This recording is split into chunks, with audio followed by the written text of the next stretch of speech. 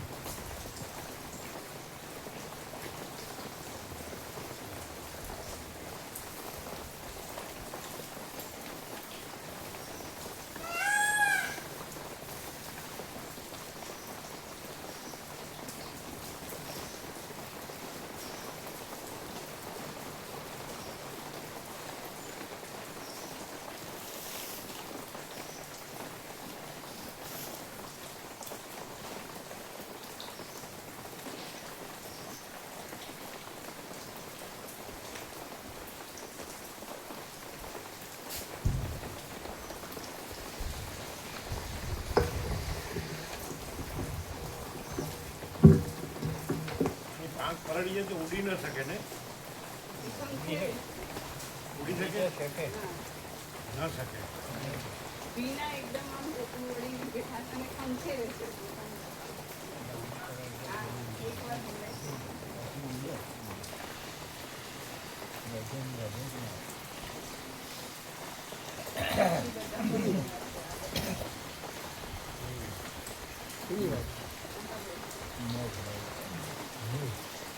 આખા પરડી જતા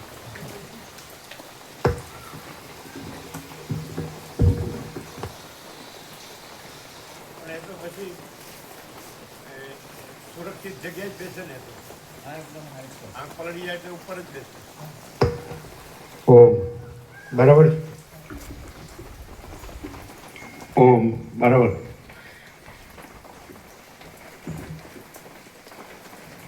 પરમ ચિદાકાશ, પરમ જ્યોતિ, અખંડ જ્યોતિ, મહાચિદાકાશ, સ્વયં પ્રકાશ, સંપૂર્ણ પ્રકાશ, પૂર્ણ બ્રહ્મ, અનંત તેજઘન, અનંત ચિદઘન, પરમાકાશ, કેવલ અનંત શુદ્ધ તેજઘન, પરમાકાશ, અખિલાત્મા, પૂર્ણ બ્રહ્મ, પરમાત્મા, પરમ ચિદાકાશ, પરમ જ્યોતિ, અખંડ જ્યોતિ, અનંત પૂર્ણ પરમ ચિદાકાશ, પરમ શાંતિ, स्वयं सिद्ध, स्वयं प्रकाश, स्वयं पूर्ण, स्वस्वरूप, यही सब कुछ है, इसके सिवा कुछ नहीं है.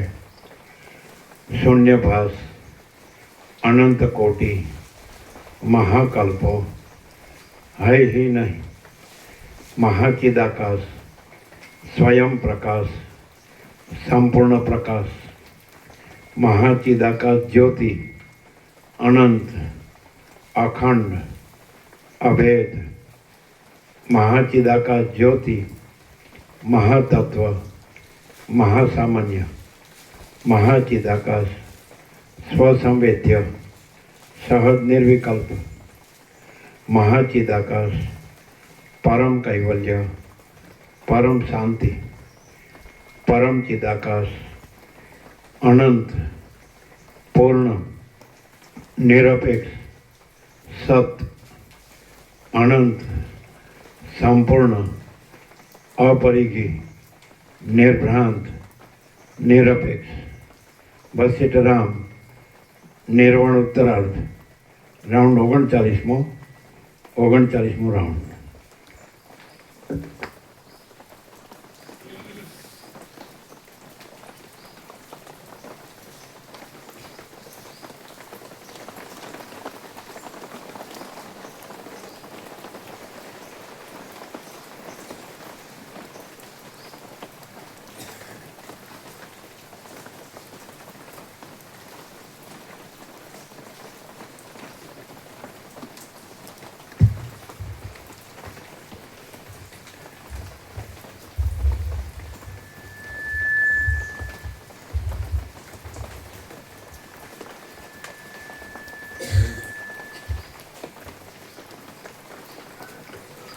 आद्य परब्रह्म सद्गुरु देव की जय।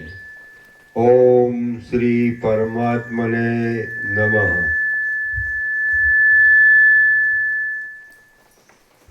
श्री योग वासिष्ठ महारामायण निर्वाण प्रकरण उत्तरायण सर्ग 162 अविद्यानो निषेध पेज नंबर 1618 1718 सर्ग 162 अविद्यानो निषेध।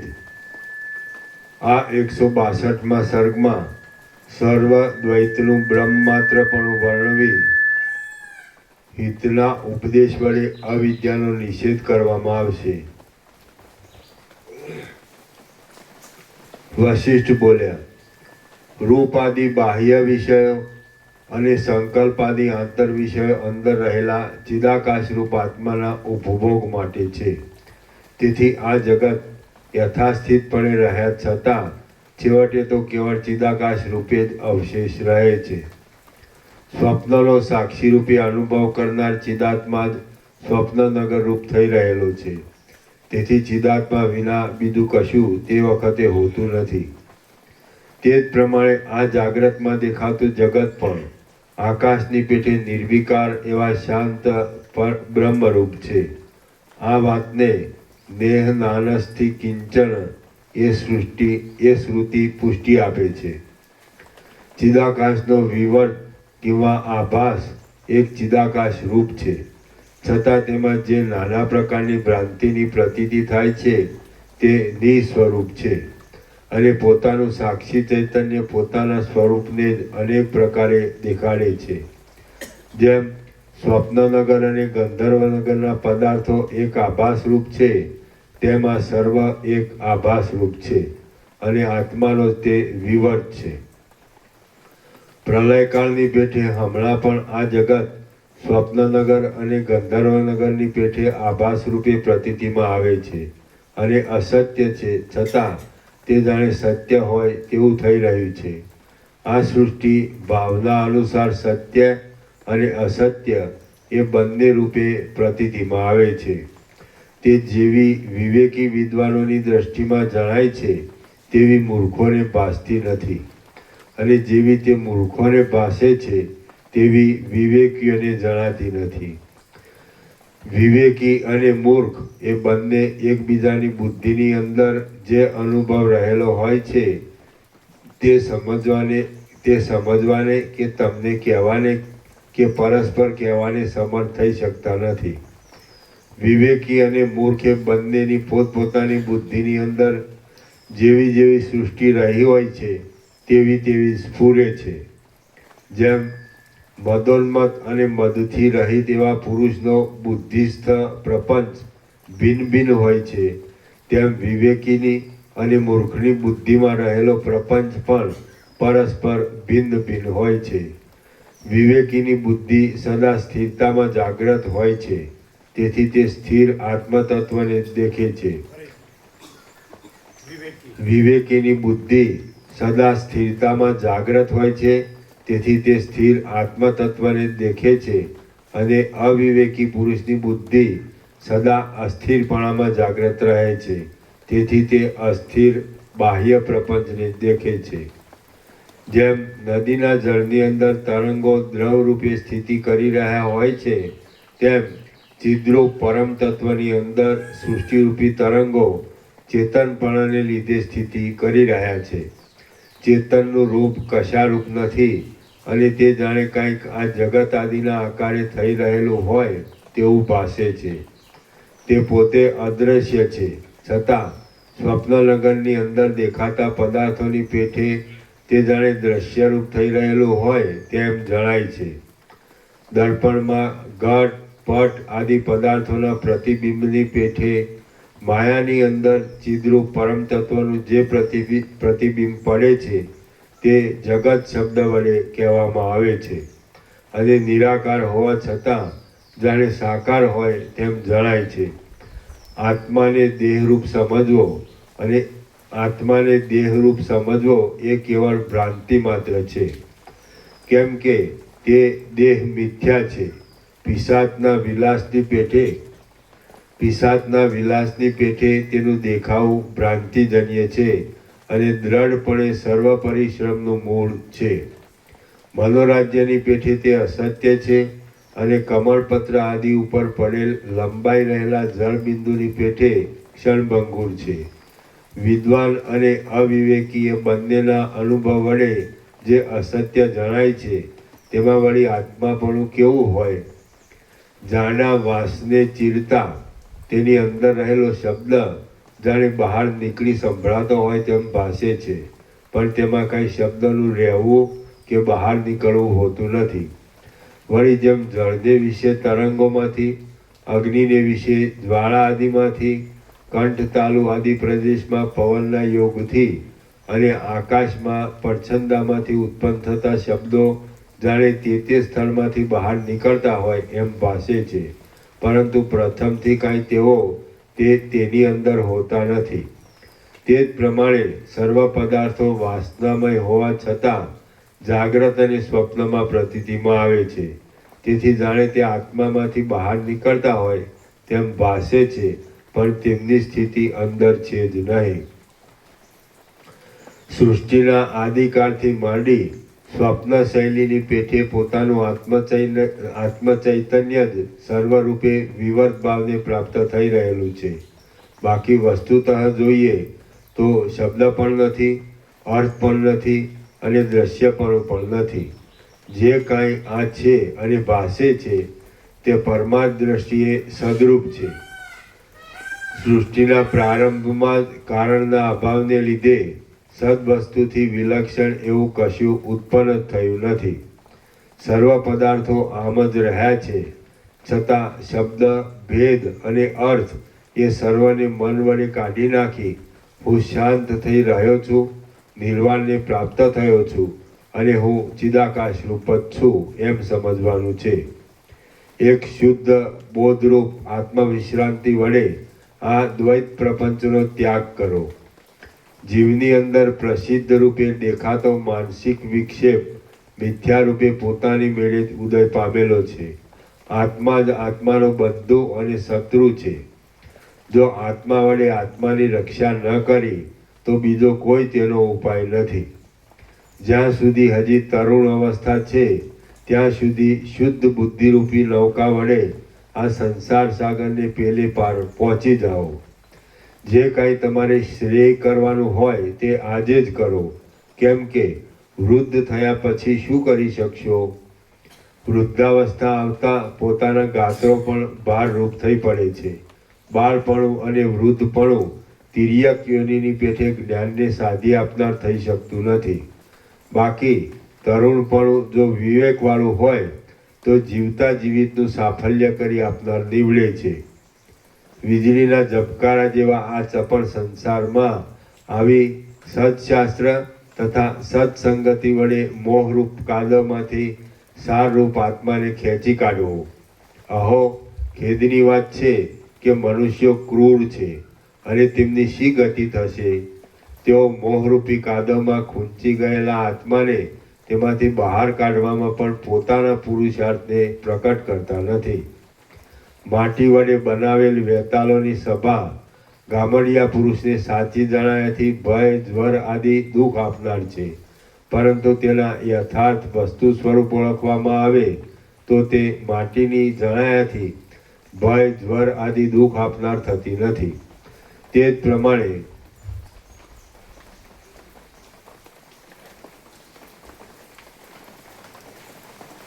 એ તો વાંચ્યું. પરંતુ તેના યથાર્થ વસ્તુ સ્વરૂપ ઓળખવામાં આવે તો તે માટીની જણાયાથી ભય, જ્વર આદિ દુઃખ આપનાર થતી નથી. તે જ પ્રમાણે બ્રહ્મના વિવર્તરૂપ દ્રશ્યની શોભા અવિવેકી પુરુષને ભંગ ઉત્પન્ન કરે છે. તે જ પ્રમાણે બ્રહ્મના વિવર્તરૂપ દ્રશ્યની શોભા અવિવેકી પુરુષને ભય ઉત્પન્ન કરે છે, પણ તેનું યથાર્થ સ્વરૂપ ઓળખવામાં આવે તો તે બ્રહ્મ રૂપે થઈ રહે છે ને તે કાંઈ પણ ભય આપનાર થતી નથી. ખરું તત્વજ્ઞાન થાય ત્યારે આ દ્રશ્ય શમી નહીં ગયા છતાં શમી જાય છે, યથાસ્થિતપણે રહ્યા છતાં લઈને પામી જાય છે અને દેખાતા છતાં પણ દેખાતું નથી. પોતાના સ્વપ્નના સમયમાં સ્વપ્ન સૃષ્ટિનો પ્રસિદ્ધપણે અનુભવ થાય છે તો પણ જાગી ગયા બાદ તેનું અસત્ય પણ જણાય છે. તે જ પ્રમાણે સત્ય અધિષ્ઠાન ચૈતન્યમાં આરોપિત રૂપે પ્રતીતિમાં આવતી આ જાગ્રત સૃષ્ટિ અનુભવમાં આવે છે, છતાં પણ તેના યથાર્થ તત્વનું જ્ઞાન થતાં ચિદાકાશની અંદર શૂન્ય રૂપે અવશેષ રહે છે. જન્મથી જ્વરની જેમ જડેલા જીવિતરૂપી જંગલને વિશે વાત મૃગના આહારક્રમથી શિથિલ થઈ રહેલી અને મદમસ્ત મન તથા પ્રાણના બાહ્ય સંચારથી ભરપૂર રહેલી આ ઇન્દ્રિયોને જીતી લઈ તમે જ્ઞાન બળથી આ અવિદ્યાને જીતી લો અને મુક્ત થઈ પાછા પુનર્જન્મને ત્યજી દો. શ્રી યોગ વાસિષ્ઠ મહારામાયણમાં નિર્વાણ પ્રકરણના ઉત્તરાર્ધનો અવિદ્યા નિષેધ નામનો સર્ગ 162મો સમાપ્ત. સર્ગ 163મો ઇન્દ્રિયોને જીતવાના ઉપાયો. આ 163મા સર્ગમાં ઇન્દ્રિયો જીતવાના ઉપાયો, ચિદાકાશ કે જે અદ્વિતીય છે તેમાં ચિત્તનો નિરોધ અને આ શાસ્ત્રનો અભ્યાસ ઇત્યાદિ બોધ થવાના હેતુ વિશે વર્ણન આવશે. રામ બોલ્યા, હે મહારાજ, ઇન્દ્રિયોને જીત્યા વિના આ અજ્ઞાનીપણું શાંત થતું નથી, માટે ઇન્દ્રિયો શી રીતે જીતાય તે આપ કહો. વશિષ્ઠ બોલ્યા, જેમ બળતો દીવો પણ ટૂંકી નજરવાળા પુરુષને સૂક્ષ્મ વસ્તુ જોવામાં ઉપયોગી થતો નથી, તેમ અનેક ભોગોમાં પોતાનો ઉત્કર્ષ પ્રતિપાદન કરવામાં અને જીવનના ઉપાયરૂપ ધન મેળવવા આદિમાં આસક્ત થઈ રહેલા પુરુષને બ્રહ્મ જ્ઞાનમાં શાસ્ત્ર આદિ સાધન ઉપયોગી થતા નથી. વળી તેમાંથી ઇન્દ્રિયો ઉપર તે જય પણ મેળવી શકતો નથી. માટે ઇન્દ્રિયોને જીતવા માટે હું એક નિર્બાધ યુક્તિ કહું છું, તે તમે સાંભળો.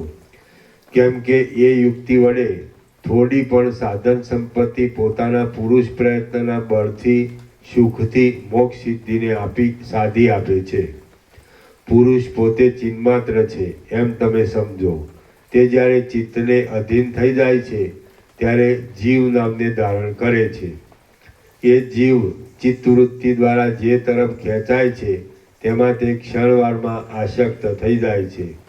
પોતાના ચિત્તનો પ્રત્યાહાર કરવાનો પ્રયત્ન ચિત્તને બહિર્મુખ ન થવા દેતા અંતર્મુખ રાખવા માટે તે પ્રયત્નરૂપી તીક્ષ્ણ અંકુશના પ્રહાર વડે મદોન્મત એવા મનરૂપી હાથીને જીતી શકાયા છે. બાકી બીજા કોઈ પ્રકારે તેનો જય થતો નથી. ઇન્દ્રિયરૂપી સોનાર ઇન્દ્રિયરૂપી સેનાનું ચિત્ત જ મુખ્ય નાયક છે. તેથી ચિત્તને જીતી લેવાથી ઇન્દ્રિયો જીતાઈ જાય છે. જેમ કે પગરખા પહેરેલા પુરુષને કંટકાદી નડતા નથી, તેથી તેને આખી પૃથ્વી ચામડાથી મઢેલી હોય તેમ જણાય છે. પોતાના જીવાત્માને હૃદયમાં બ્રહ્મની સાથે એક કરી દઈ સ્થિર થઈ રહેનારા તત્વજ્ઞ પુરુષનું મન પોતાની મેળે શરદ ઋતુના ઝાકળની પેઠે સમી જાય છે. પોતાના જીવાત્માને હૃદયમાં બ્રહ્મની સાથે એક કરી દઈ સ્થિર થઈ રહેનારા તત્વજ્ઞ પુરુષનું મન પોતાની મેળે શરદ ઋતુના ઝાકળની પેઠે સમી જાય છે. હે પ્રિય રામચંદ્રજી, જીવ ચૈતન્યને યોગ દ્વારા બ્રહ્મમાં રોકી રાખવાથી જેવું ચિત્ત શાંતિને પ્રાપ્ત થાય છે, તેવું તપ, તીર્થ, વિદ્યા અને યજ્ઞ આદિ ક્રિયાઓના સમૂહો વડે તે શાંતિ પામતું નથી. જે કાંઈ વિષય બળાત્કારથી સ્મરણ પથમાં આવે તેનો અધિષ્ઠાન ચૈતન્યમાં લય કરી દેવો, પોતાના નિશ્ચય વડે તેનું સ્મરણ જ કરી દેવું, તેનું વિસ્મરણ જ કરી દેવું, પોતાના નિશ્ચય વડે તેનું વિસ્મરણ જ કરી દેવું અને જડમૂળથી તેના સંસ્કારોને ઉખેડી નાખવા. આ ઉપાયથી ભોગના હેતુરૂપ વિષયોનો જય કરી શકાય છે.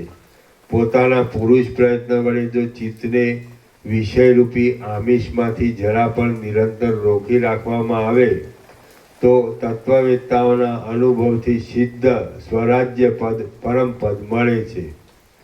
સ્વધર્મના વ્યવહાર વડે જે કાંઈ પ્રાપ્ત થાય તે જ મને રૂચે છે, બીજું રૂચતું નથી. આવા નિશ્ચય ઉપર તમે વજ્રના જેવા દ્રઢ થઈ રહો. નિષિદ્ધ પદાર્થોમાં ઈચ્છાને ત્યજીને જે પુરુષ સમનું અને સંતોષનું સંપાદન કરી રહ્યો હોય છે તે જીતેન્દ્રિય છે. અંદર ચિદાત્મામાં રસિકતાને વિશે અને બહાર વિષય આદિમાં નિરસતાને વિશે જેનું ચિત્ત ઉદ્વેગ પામતું નથી તેનું ચિત્ત ઉપશમ પામી જાય છે. ચિત્તનો બહિર્મુખ થવાનો જે પ્રયત્ન છે તેને રોકી રાખવાથી મન વિષય તરફ દોડવાના પોતાના દુર્વ્યસનને છોડી દે છે. આમ ચિત્ત ચપળતાથી રહિત થઈ જાય છે, એટલે તે વિવેક તરફ વળે છે. વિવેકી અને ઉદાર ચિત્તવાળો પુરુષ જીતેન્દ્રિય કહેવાય છે અને તે વાસનારૂપી તરંગોના વેગ વડે સંસાર સાગરમાં તણાતો નથી. સત્સંગતિ અને સત્શાસ્ત્રોના અવલોકન વડે નિરંતર જીતેન્દ્રિય પુરુષ જગતને વાસ્તવ રૂપે સત્ય બ્રહ્મરૂપ દેખે છે. મિથ્યા વસ્તુ તરફ દોડવાથી દુઃખ દેનાર નિર્જલ પ્રદેશમાં થયેલી જળભ્રાંતિ જેમ સત્ય અવલોકનથી નિવૃત્ત થઈ જાય છે, તેમ સંસારની ભ્રાંતિ પણ સત્ય અવલોકનથી શાંત થઈ જાય છે. દ્રશ્ય ભાવથી રહિત ચિન્માત્ર તત્વ જ વિવર્ત ભાવથી આ જગત રૂપ થઈ રહેલું છે. દ્રશ્ય ભાવથી રહિત ચિન્માત્ર તત્વ જ વિવર્ત ભાવથી આ જગતરૂપ થઈ રહેલું છે એવો જેનો સત્યબોધ થયો હોય છે તેની દ્રષ્ટિમાં બંધ અને મોક્ષ એ બંને ક્યાંથી હોય? શોષાઈ જવાને લીધે આકારથી રહિત થઈ રહેલું જળ ક્ષીણતાને પામી જતા પાછું પ્રવાહ રૂપે વહેતું નથી. તે જ પ્રમાણે કારણથી રહિત દ્રશ્ય જ્ઞાન વડે નિર્મૂળ થઈ જતા કારણથી રહિત દ્રશ્ય જ્ઞાન વડે નિર્મૂળ થઈ જતા પાછું અંકુરિત થતું નથી. ચિદાકાશરૂપ પોતાનો સંકલ્પ તમે, હું ઇત્યાદિ રૂપને ધારણ કરી રહેલો છે. માટે અધ્યાસ વડે ખડું થઈ ગયેલ હું, તમે ઇત્યાદિ રૂપા જગત જ્ઞાન વડે બાધિત થઈ જાય તો તે અધિષ્ઠાન ચૈતન્ય રૂપ જ જણાય છે. હું ઇત્યાદિ રૂપા જગત અવિદ્યા માત્ર જ છે. મિથ્યા હોવાથી શાંત છે, શૂન્ય માત્ર છે અને ચિદાકાશ રૂપી પોતાના તાત્વિક સ્વરૂપમાં રહેલું છે. ચિદાકાશની અંદર તેનો પોતાનો જે વિવર્ત રહે છે તે જ આ જગત રૂપે ભાસે છે. એ ચૈતન્ય રૂપ તત્વ જગતથી સાવ શૂન્ય છે, એટલે તે અત્યંત શૂન્ય છે એવો નિશ્ચય થાય છે. અહીં સ્વપ્ન દર્શનના દ્રષ્ટાંતનું કોણ ખંડન કરી શકે તેમ છે? જેમ સ્વપ્ન સૃષ્ટિ મિથ્યા છતાં અનુભવમાં આવે છે, તેમ આ દ્રશ્ય પ્રપંચ પણ મિથ્યા છતાં અનુભવમાં આવે છે. હે પ્રિય રામચંદ્રજી, સ્વપ્નમાં જે કંઈ રાજ્ય વૈભવાદી રૂપે પ્રતીતિમાં આવે છે તે એક સાક્ષી ચૈતન્યનો જ વિવટ છે, અને પોતાના સ્વપ્નનો પોતાને અનુભવ થવો એ જ તેનું સ્વરૂપ છે. તેમાં કર્તા, કર્મ, કરણ આદિ કારકની કાંઈ અપેક્ષા નથી. તે જ પ્રમાણે જાગ્રત જગતનું પણ સમજી લેવાનું છે. જે કાંઈ કર્તા, કર્મ, કરણ આદિની અપેક્ષાથી રહિત છે તે સર્વ ચિદઘન છે, અને તે મારું પોતાનું સ્વરૂપ છે. આ જગત સૃષ્ટિના આરંભકાળમાં કર્તા, કર્મ આદિ સાધન સંપત્તિવાળું હોય તો જાણી શકાતું નથી. તેથી તે મારા પોતાના સ્વયં પ્રકાશ આત્મા રૂપ જ છે. જેમ સ્વપ્નની અંદર પોતાનું મરણ અનુભવમાં આવતા છતાં જાગીને જોઈએ તો હોતું નથી, અને જેમ નિર્જળ પ્રદેશમાં ઝાંઝવાના જળની ભ્રાંતિ પ્રતીતિમાં આવતા છતાં વસ્તુતઃ જોઈએ તો હોતી નથી, તેમ આ અવિદ્યા દેખાતા છતાં વસ્તુતઃ જોતા છે જ નહીં. સૃષ્ટિના આરંભકાળમાં ચિદાકાશે પોતાના સ્વરૂપની અંદર જે વિલાસને વિસ્તારી દીધો છે તે જ નિર્મળ છતાં કાકતાલીયની પેઠે પોતાની મેળે જગતરૂપ થઈ રહેલો છે. નિર્મૂળ જગત નહીં ભાસતા છતાં જાણે ભાષા કરતું હોય તેવું થઈ રહ્યું છે.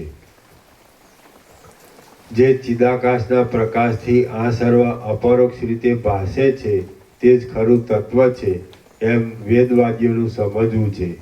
શૂન્યતા જેમ આકાશરૂપ છે અને ચકરીઓનો વ્યાપાર જેમ જળરૂપ જ છે, તેમ જીવાદિનો જે કાંઈ વિલાસ અહીં અધિષ્ઠાન ચૈતન્યની અંદર ભાસે છે તે સર્વ પરબ્રહ્મ રૂપ જ છે.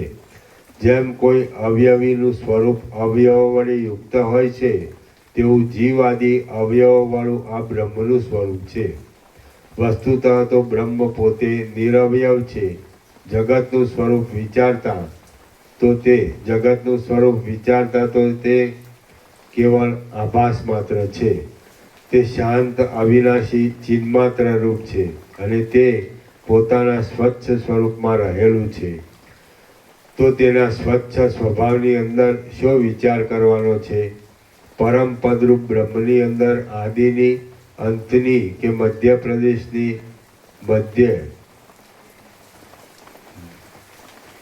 પરમ પદરૂપ બ્રહ્મની અંદર આદિની, અંતની કે મધ્યની કોઈ પણ કલ્પના નથી. આ અવિદ્યા પણ એક તેનું રૂપ જ છે. બાકી બીજી જુદી અવિદ્યા કશી વસ્તુ નથી.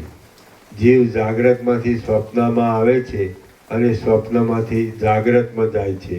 તે પ્રબુદ્ધ હો કિંવા અપ્રબુદ્ધ હો, પરંતુ સદા એક રૂપે, સાક્ષી રૂપે જ રહેલો છે. સ્વપ્નની અને જાગ્રતની અંદર સુષુપ્તિ તથા તુરીય એ બંને સદાકાળ રહેલા છે. અને વિવેક બુદ્ધિવાળો પુરુષ જાગ્રત અને સ્વપ્ન એ બંનેને એક તુરીય રૂપ સમજે છે. પ્રબોધવાળા પુરુષની દ્રષ્ટિમાં જાગ્રત, સ્વપ્ન અને સુષુપ્તિ એ સર્વ તુરીય રૂપ જ છે. તેની દ્રષ્ટિમાં અવિદ્યા છે જ નહીં. તે દ્વૈત પ્રપંચમાં રહ્યા છતાં અદ્વૈત દ્રષ્ટિમાં જ રહે છે.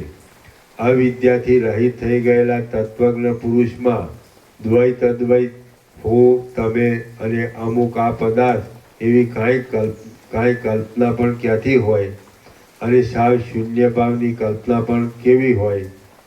દ્વૈત અદ્વૈતના પક્ષથી ઉત્પન્ન થયેલી વાક્ય રચનાના વિલાસ વડે કિંવા ભ્રાંતિ વડે અવિવેકી બાળકો ક્રીડા કરે છે, પરંતુ જ્ઞાન વૃદ્ધ પ્રૌઢ પુરુષો તેને હસે છે. દ્વૈત અદ્વૈત સંબંધી વિવાદની ઈચ્છા હૃદયરૂપી આકાશની અંદર એક મંજરીના જેવી છે. તે વિના પ્રબોધરૂપ આકાશની બરાબર શુદ્ધિ થતી નથી. માટે મેં પણ સુહૃદ ભાવને સ્વીકારી લઈ વિવાદ વડે અહીં દ્વૈતાદ્વૈત સંબંધી ચર્ચા કરેલી છે અને તે હૃદયરૂપી ઘરની અંદર અવિદ્યારૂપી ભસ્મને સાવરણીની પેટે દૂર કરી દે છે. યોગ્ય અધિકારી પુરુષો અવિદ્યારૂપી કચરો નીકળી ગયા પછી બ્રહ્મમાં ચિત્ત રાખી રહે છે, બ્રહ્મમાં જ પ્રાણને ધારણ કરી રહે છે, પરસ્પર બોધ કરે છે, ભગવદ્ ગુણનું વર્ણન કરે છે, શુભ વાર્તાલાપ કરે છે અને પ્રસન્ન થઈ આનંદ પામે છે. આવી રીતે અવિચ્છિન્ન ભક્તિ વડે પ્રીતિપૂર્વક ભજનારા અને નિરંતર વિચારયુક્ત વિવેકી અધિકારીઓને હું એવી ઉત્તમ બુદ્ધિનો યોગ આપું છું કે જેથી તેઓ તે અવિનાશી પદને પ્રાપ્ત થાય છે.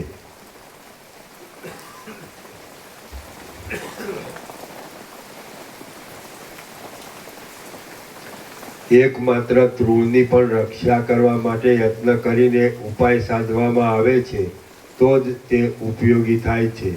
તો પછી ત્રૈલોક્યના અનેક સમૂહને આચ્છાદન કરી દેનારું બ્રહ્મરૂપ તત્વજ્ઞાન યત્ન વિના કેમ સિદ્ધ થાય?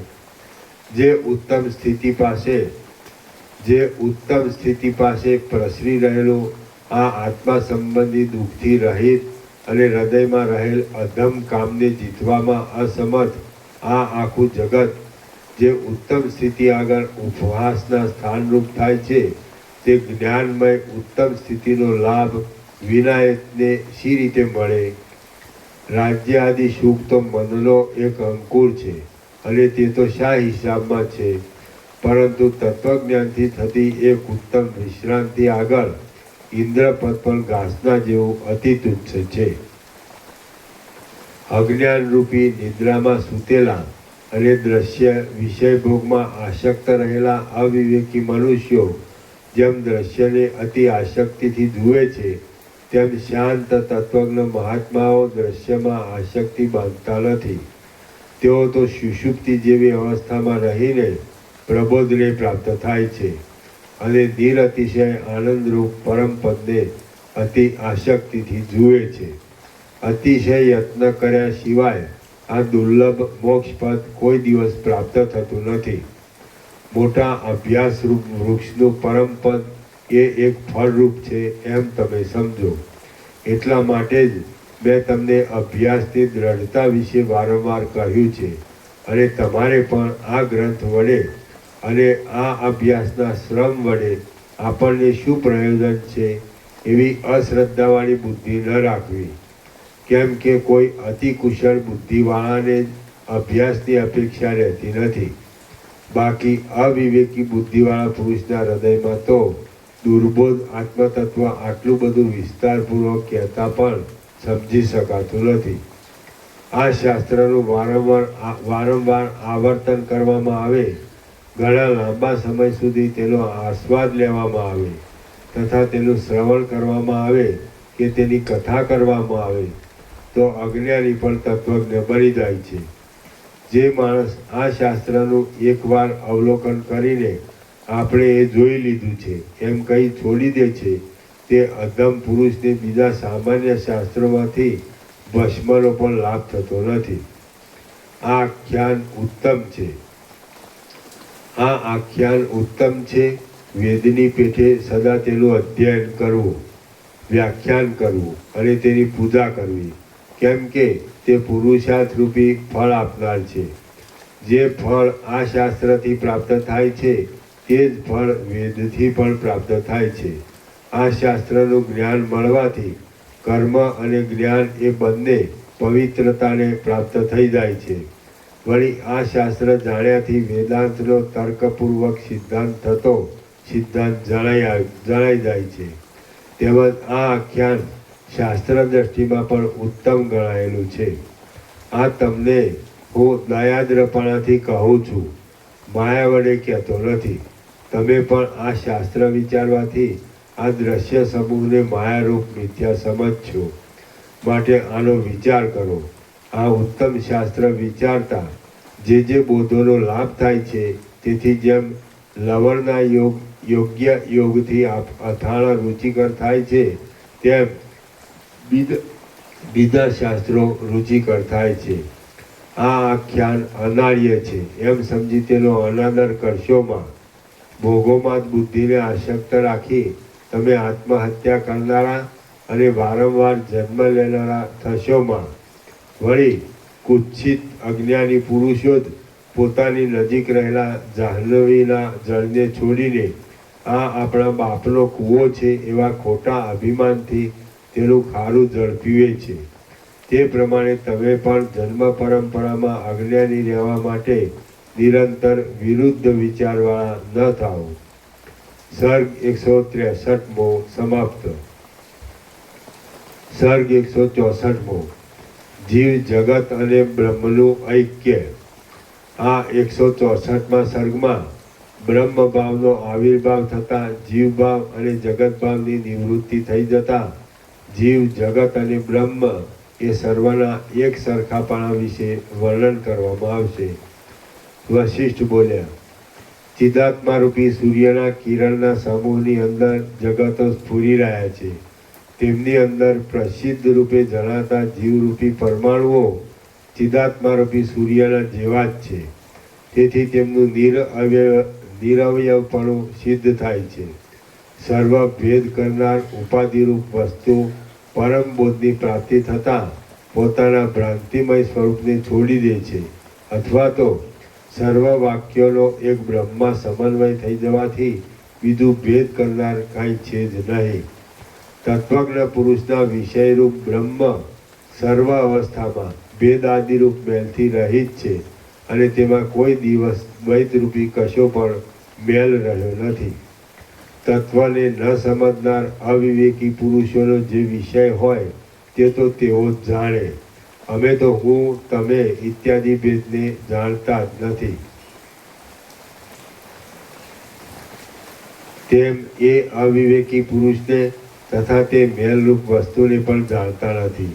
આ અમુક રૂપ છે, હું અમુક રૂપ છું, અમુક મૂર્ખ છે અને અમુક સત્ય છે એવી ભેદ ભરેલી બુદ્ધિ તત્વજ્ઞમાં સંભવતી નથી. કેમ કે દેવભૂમિરૂપ મેરુ પર્વતમાં જાજવાનું જળ ક્યાં હોય?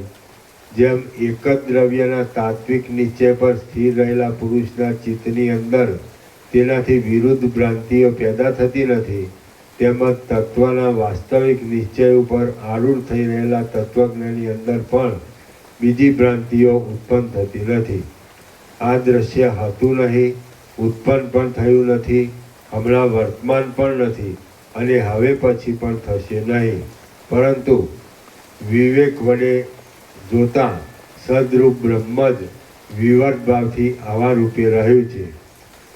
ચિદાકાશના વિલાસને જો જગતરૂપ સમજવામાં આવે તો પોતાના શુદ્ધ બ્રહ્મરૂપ આત્મામાં સ્થિર થઈ શકાય છે અને તેવી જીવનમુક્ત દશામાં વિવેકી પુરુષો જગતને જ્ઞાનરૂપ જ સમજે છે, પણ તેને જળ રૂપે દેખતા નથી. સ્વપ્નને વિશે અને મનોરાજ્યમાં કલ્પી લીધેલા નગરોને વિશે જેમ સ્વચ્છ ચિદાકાશ વિના બીજું કશું પણ નથી, તેમ જાગ્રત રૂપ પ્રતીતિમાં આવતા આ જગતની અંદર પણ ચિદાકાશ વિના બીજું કાંઈ નથી. વળી નિરાકાર એવા જીવોનું રૂપાંતર પણ થતું નથી. પ્રથમ આ કશું પણ ઉત્પન્ન થયેલું જ નથી અને જે કાંઈ ચેતન સત્તાથી ભાસે છે તે અનાદિ ચિદાકાશ રૂપ છે. જ્યાં પ્રથમ ઉપાદાન કારણ, નિમિત્ત કારણ કે સહકારી કારણે કશું નથી, તેમાંથી આ જગતરૂપ વસ્તુ પોતાની મેળે જ ઉત્પન્ન થાય છે. જ્યાં પ્રથમ ઉપાદાન કારણ, નિમિત્ત કારણ કે સહકારી કારણે કશું નથી, તેમાંથી આ જગતરૂપ વસ્તુ પોતાની મેળે જ ઉત્પન્ન થાય છે. આમ કહેવું કેવું પાયા વગરનું છે. માટે પ્રથમ અહીં કશું પણ પોતાની મેળે ઉત્પન્ન થતું નથી. અવિવેકીઓના અનુભવમાં આવતા બ્રહ્મા આદિ પણ વસ્તુતઃ હોતા નથી, પરંતુ આ ચિદાકાશ જ સ્વયંભૂ અને આ પ્રપંચ એ બંને રૂપે પ્રસરી રહેલું છે. ચિત્ત સત્તા વડે તે આકાશ જેવું શૂન્ય છે, છતાં આવે રૂપે ભાસી રહ્યું છે. શ્રી યોગ વાસિષ્ઠ મહારામાયણમાં નિર્વાણ પ્રકરણના ઉત્તરાર્ધનો જગત પરમાત્માનો એક્ય પ્રતિપાદન નામનો સર્ગ 164મો સમાપ્ત. સર્ગ 165મો જાગ્રત સ્વપ્નનું ઐક્ય. આ 165મા સર્ગમાં પરસ્પર ઉત્પત્તિ થવાથી અને પરસ્પર સંબંધને લીધે સર્વનું ચિન્માત્રપણું દ્રઢ કરવા માટે જાગ્રત અને સ્વપ્ન એ બંનેના ઐક્ય વિશે વર્ણન કરવામાં આવશે. વશિષ્ઠ બોલ્યા, મનોરાજ્ય ક્ષણિક હોવાથી જાગ્રતમાં સ્વપ્નના જેવું છે અને તેમાંય મનોરાજ્યરૂપી સ્વપ્ન જ જાગ્રત ભાવને પ્રાપ્ત થાય છે. સ્વપ્નમાં પ્રતીતિમાં આવતી જાગ્રત અવસ્થામાં આ પ્રસિદ્ધ જાગ્રત સ્વપ્નતાને પ્રાપ્ત થઈ જાય છે. સ્વપ્ન જાગ્રતમાં અનિશ્ચિત છે અને જાગ્રત સ્વપ્નમાં અનિશ્ચિત છે. સ્વપ્નરૂપ જાગ્રતમાંથી પ્રબુદ્ધ થયેલો આત્મા પાછો જાગ્રત રૂપી સ્વપ્નમાં પ્રવેશ કરે છે. સ્વપ્નરૂપ જાગ્રતમાંથી પ્રબુદ્ધ થયેલો આત્મા પાછો જાગ્રત રૂપી સ્વપ્નમાં પ્રવેશ કરે છે. જાગ્રત રૂપ સ્વપ્નમાં રહેલો પુરુષ સ્વપ્નાવસ્થાને સ્વપ્ન એવા નામથી કહે છે અને સ્વપ્નરૂપ જાગ્રતમાં રહેલો જીવ જાગ્રતને જાગ્રત એવા નામથી કહે છે. સ્વપ્નાવસ્થામાં અનુભવાતી જાગ્રત અવસ્થા જાગ્રતના જેવો જ અનુભવ આપવાથી જાગ્રત જ છે, સ્વપ્ન નથી. હવે મનોરાજ્યમાં પણ એક જાગ્રત સ્વપ્નના જેવું છે અને તે પણ સ્વપ્નના જેવું અનુભવમાં આવવાથી એક સ્વપ્ન જ છે, પરંતુ તે કોઈ દિવસ જાગ્રત નથી. નિરંતર જાગ્રત અવસ્થામાં સ્વપ્ન થોડો કાળ રહેનાર ભાસે છે અને સ્વપ્ન અવસ્થામાં નિરંતર જાગ્રત થોડો કાળ રહેનાર ભાસે છે. જાગ્રત અને સ્વપ્ન એ બંનેનો કોઈ દિવસ કશો પણ ભેદ નથી અને પરસ્પર એકબીજાનું અનુસ્યુતપણું રહેલું છે, પણ યુક્તિ વડે જોતા તે સત્ય નથી. અતિ પ્રકાશ રૂપે પ્રતીતિમાં આવતું જાગ્રત રૂપી સ્વપ્ન મરણ સમયે અને જ્ઞાનનો ઉદય થવાના સમયે શમી જાય છે.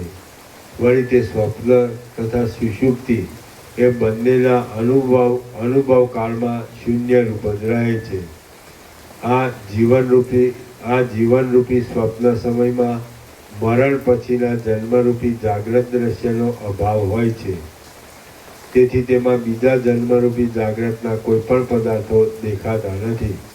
શૂન્ય છતાં નાના પ્રકારે થઈ રહેલી એવી જીવિત રૂપી જાગ્રત અવસ્થા જ્યારે વિદ્યમાન હોય છે ત્યારે પલ્લોકરૂપી કાંઈ પણ સ્વપ્ન જોવામાં આવતું નથી. જેમ સ્વપ્નની અંદર દેખાતા ત્રણેય લોક ચિદાકાશના માત્ર ચમત્કાર રૂપ છે, તેમ જાગ્રત અવસ્થાની અંદર પણ ઠેઠ સૃષ્ટિના આરંભથી માંડી અંતઃકરણમાં ભાસી રહેલા આ ત્રણેય લોક ચિદાકાશના એકમાત્ર ચમત્કાર રૂપ જ છે. સર્વ પ્રાણીઓ અને પંચમહાભૂતો અસત્ય છતાં સત્ય જણાય છે. સ્વપ્નમાં દેખાતી પૃથ્વીની પેઠે જાગ્રત અવસ્થામાં દેખાતી સૃષ્ટિનું જો કે સાકારપણું વિશાળ રૂપે પ્રતીતિમાં આવે છે તો પણ પરમાર્થ દ્રષ્ટિથી જોતા તે બિલકુલ નથી. સ્વપ્નની અંદર અનેક રૂપે પ્રતીતિમાં આવતા છતાં સ્વપ્ન સૃષ્ટિ વસ્તુતઃ જોતા સાવ શૂન્ય જ છે. તે જ પ્રમાણે જાગ્રત અવસ્થામાં પ્રતીતિમાં આવતું આ જગત પણ ચિદાકાશ રૂપ જ છે. તેજમાં રહેલા પ્રકાશની પેઠે ચિદાકાશનો એવો સ્વભાવ છે કે પોતાના સ્વરૂપની અંદર વિશાળ જગતના આકારે તેનો વિવર્ત પ્રતીતિમાં આવે છે. ચિદાકાશનો સ્વાભાવિક ચમત્કાર જ આકાશમાં, ભીતના પરમાણુમાં, જળમાં અને સ્થળમાં જગતના નામે પૂર્ણપણે પ્રકાશી રહે છે. જો આ જગતરૂપી ભ્રાંતિ અસત્ય છે અને સત્ય વસ્તુની પેઠે તે પ્રતીતિમાં આવવા છતાં આકાશરૂપ જ છે, તો પછી શા માટે તે તરફ આગ્રહ રાખવાનો છે? હે પ્રિય રામચંદ્રજી, ગ્રહણ કરનાર, ગ્રહણ કરવાનો વિષય અને ગ્રહણ કરવું એ ત્રણેય શૂન્ય જ છે. જગત અધિષ્ઠાન સત્તાથી સત્ય હો કિંવા આરોપિત રૂપે અસત્ય હો, પરંતુ તેમાં શો આગ્રહ રાખવાનો હોય? આ જગતની સ્થિતિ આપણને દેખાય છે તે પ્રમાણે હો કિંવા બીજા પ્રકારે હો અથવા સાવ ન હો, પરંતુ તેમાં સંભ્રમ રાખવા જેવું કાંઈ નથી. હવે સર્વનું તાત્વિક સ્વરૂપ તમારા સમજવામાં આવી ગયું છે, તો તુચ્છ ફળમાં ફળરૂપતાનો શો આગ્રહ રાખવો? હવે વિકલ્પો પણ ઘણા છે, માટે તેથી વિરામ પામવાનું છે. શ્રી યોગ વાસિષ્ઠ મહારામાયણમાં નિર્વાણ પ્રકરણના ઉત્તરાર્ધનો જાગ્રત સ્વપ્ન કથોપદેશ નામનો સર્ગ 165મો સમાપ્ત. સર્ગ 166મો ખ્યાતિઓ વિશે વર્ણન. આ 166મા સર્ગમાં આત્મખ્યાતિ વિશે તથા બીજી ખ્યાતિઓ વિશે અને બ્રહ્મરૂપ નીલશિલાના આખ્યાન વિશે પ્રશ્નોત્તરપૂર્વક વર્ણન કરાશે. વશિષ્ઠ બોલ્યા, સાર્થક એવો આત્મશબ્દ અને ખ્યાતિ શબ્દ એ બંનેથી રહિત આ આત્મખ્યાતિ છે એમ તમે સમજો, અને તે શિલાના અંદરના ગર્ભ જેવી એક રસ છે. સૃષ્ટિના આદિકાળથી આરંભી ચિદાકાશ જ આવા રૂપે પ્રસરી રહેલું છે. એ ચિદાકાશ પોતાના આત્માની અંદર પોતાના વિવર્તને પ્રસારી દે છે અને તે પોતે રૂપ અને તેને તે પોતે જ સૃષ્ટિ રૂપ સમજી લે છે. અહીં નદીઓ વહેતી નથી અને ડૂબવું તરવું પણ થતું નથી. નિષ્ક્રિય એવું ચિદાકાશ જ પોતાના આકાશ જેવા નિર્વિકાર સ્વરૂપમાં આવા પ્રકારે પ્રતીતિમાં આવે છે. ખ્યાતિ શબ્દથી અને ખ્યાતિ શબ્દના અર્થથી રહિત સ્વયં પ્રકાશ આત્માને પોતાનો આત્મા સૃષ્ટિરૂપ જણાયાથી વિદ્વાનો આત્મખ્યાતિ શબ્દરૂપ સમજે છે. આ આત્મા જ આ સર્વ જગતરૂપ છે અને તેને વિશે કશી પણ ખ્યાતિ રહી નથી. વળી કોઈ ખ્યાતિએ તેને કોઈ પણ દેશકાળમાં પ્રખ્યાત કરેલો નથી. તેથી હજી તેમાં અખ્યાત પદ ઘટી શકે છે, પરંતુ ભાવરૂપ અર્થને બતાવનાર પ્રત્યંત અખ્યાતિપદ તેમાં ઘટતું નથી. પરબ્રહ્મની અંદર ખ્યાતિ અને અખ્યાતિ એ બંને પ્રકારની વાણીની યુક્તિ ખરી નથી. કેમ કે એ અદ્વિતીય વસ્તુની અંદર ખ્યાતિ કે અખ્યાતિ કેવી હોય? અખ્યાતિ, અસત્ખ્યાતિ, અન્યથા ખ્યાતિ અને બીજી આત્મખ્યાતિ એ સર્વ ચિન્માત્ર રૂપ પ્રકાશનો ચેતન સત્તા વડે પ્રતીતિમાં આવતો એક ચમત્કાર જ છે. તેમજ તેની સત્તા વડે તે અનુભવમાં આવે છે. ચિદાકાશ રૂપી સૂર્યના સ્વચ્છ અગ્નિના તણખાની પેઠે કલ્પી લીધેલા ચિદભાવ રૂપી કિરણો જ્યાં જ્યાં જેવા જેવા પ્રકારે વિવર્ત ભાવને પામી જાય છે, ત્યાં ત્યાં તે તેવા પ્રકારે અનુભવમાં આવે છે. આત્મખ્યાતિ, અસત્ખ્યાતિ, અખ્યાતિ અને અન્યથા ખ્યાતિ એ સર્વ આત્માનો વિવર્ત એટલે ચિદાકાશના ચમત્કાર રૂપ છે અને તેની વિભૂતિઓ છે. આત્મખ્યાતિ એવા નામના પદને છોડી દઈ તેનો જે મૂળ અર્થ છે, જે છેવટે અનાદિ અને અનંત નિષ્પ્રપંચ બ્રહ્મની અંદર પર્યાવસાનને પ્રાપ્ત થાય છે, તે જ અહીં એક રસ રૂપે રહેલો છે. અને એ મૂળ અર્થ અંતે તો અનાદિ તથા અનંત એવા નિષ્પ્રપંચ બ્રહ્મની અંદર છેવટે લય પામે છે. આ સંબંધમાં કાનને શોભા આપે એવું એક મોટું આખ્યાન તમે સાંભળો. તે દ્વૈત દ્રષ્ટિનું ખંડન કરનાર અને જ્ઞાનરૂપી સૂર્યને ઉજાસ આપનાર છે. કરોડો યોજનના પ્રમાણની એક મહાવિશાળ નિર્મળ શિલા છે અને ચારે બાજુથી શ્યામ એવું આકાશ જો ભિન્ન રૂપ હોય તો તે તેના જેવી કઠિન, વિશાળ અને નિર્મળ છે. તે શિલાની અંદર કોઈ પણ પ્રકારના સાંધાઓના બંધન નથી. તે ઘાટી છે, વજ્રના જેવી દ્રઢ કિંવા સ્થિર છે, અત્યંત પુષ્ટ છે, કઠિન જઠરને ધારણ કરનારી છે અને આકાશના જેવી નિર્મળ છે. અસંખ્ય કલ્પોના સમૂહ રહિત તે અખંડ અવિનાશી છે, ઘાટા અંગવાળી છે, મનોહર અવયવ વડે રમણીય છે અને નિર્મળપણાથી તે આકાશ રૂપ જણાય છે. તેની વિશિષ્ટ જાતિ વિશિષ્ટના નીચે જ છે. વિજાતીય વસ્તુથી જુદી પાડનારી જાતિ જેમ કે બ્રાહ્મણ જાતિ, ક્ષત્રિય જાતિ આદિ કે જે તે વ્યક્તિને ઇતર વ્યક્તિથી જુદી પાડવામાં ઉપયોગી થાય છે. તેની વિશિષ્ટ જાતિ કોઈના જાણવામાં આવતી નથી, તેમજ કયા દેશમાં, કયા કાળમાં અને કયા પ્રકારે થઈ તે પણ કદી કોઈના જાણવામાં નથી. વળી તે દ્રઢ છે, અનંત છે, કઠિન છે, વજ્રના જેવી બળવાન તથા સ્થિર છે અને અવિનાશી છે. પંચ મહાભૂતો અને ચારે પ્રકારના પ્રાણીઓથી રહિત તેના જઠરની અંદર અનેક પદ્મના સમૂહો, શંખો, ગદાઓ તથા ચક્રો આદિ રેખારૂપે અને તેના અંગ રૂપે રહ્યા છે. એ શિલાના ગર્ભની અંદર આકાશ, વાયુ, જળ, તેજ અને પૃથ્વી ઇત્યાદિ જગત હતું જ નહીં, પરંતુ તેણે પોતાની રેખાના જ એ સર્વ નામો પાડ્યા હતા અને દેહોરૂપી રેખાઓની અંદર પોતાની જીવ એવી સંજ્ઞા પાડી હતી. રામ બોલ્યા, શિલા સ્વાભાવિક રીતે જડ જ હોય છે, તો તેમાં ચૈતન્ય ક્યાંથી હોય? અને જો જડ હોય તો પછી તે પોતાની રેખાના આકાશ, વાયુ આદિ નામો કેમ કલ્પી શકે? વશિષ્ઠ બોલ્યા, વિશાળ અને ઉજ્જવળ એ શિલા ચેતન પણ નથી અને જડ પણ નથી. તેની જાતિ કોણ જાણી શકે? અને તે વખતે ત્યાં બીજો કોણ હોય? રામ બોલ્યા, શિલાના ગર્ભમાં રહેલી રેખાને કોણ દેખે છે અને શી રીતે દેખે છે? એ શિલાની અંદર કોણે એ વિચિત્ર રેખાઓ આલેખી, ક્યારે આલેખી અને શી રીતે આલેખી? આપ તે મને કહો. વશિષ્ઠ બોલ્યા, એ અતિ દ્રઢ શિલા કોઈથી ભેદી શકાય કે આલેખી શકાય તેવી નથી, તેમજ તેનો કોઈ ભેદનાર કે આલેખનાર પણ નથી. આ સર્વ અપાર અને અનંત દેહવાળી એ શિલાથી વ્યાપ્ત છે.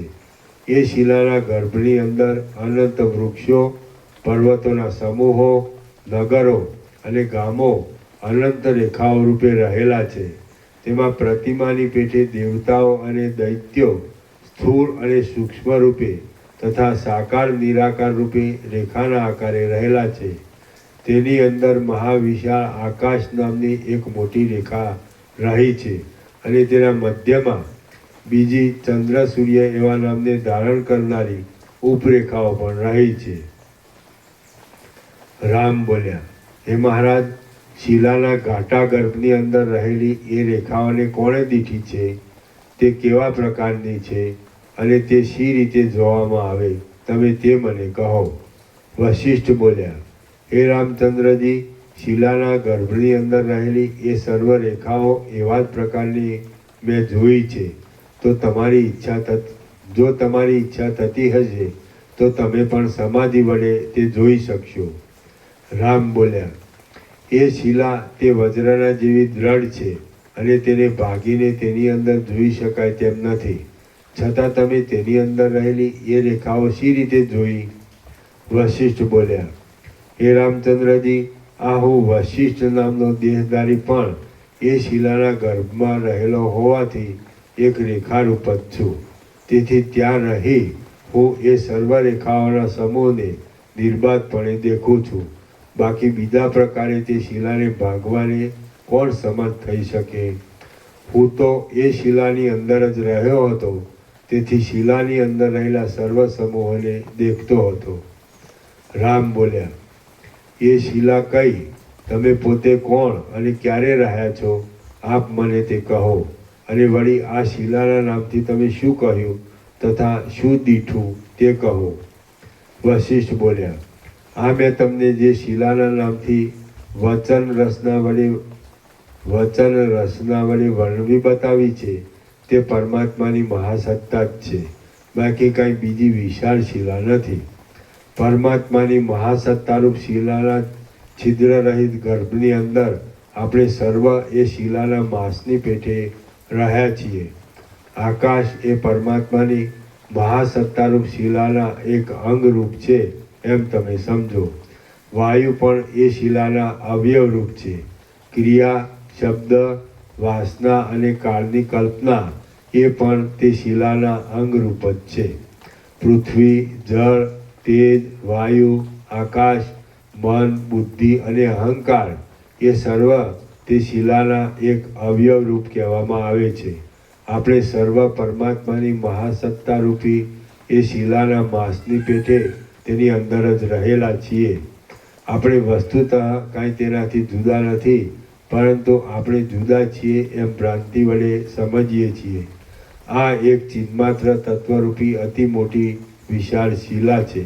તે વિના જો બીજું કાંઈ હોય તો ક્યાં છે અને શું છે તે તમે જ કહો.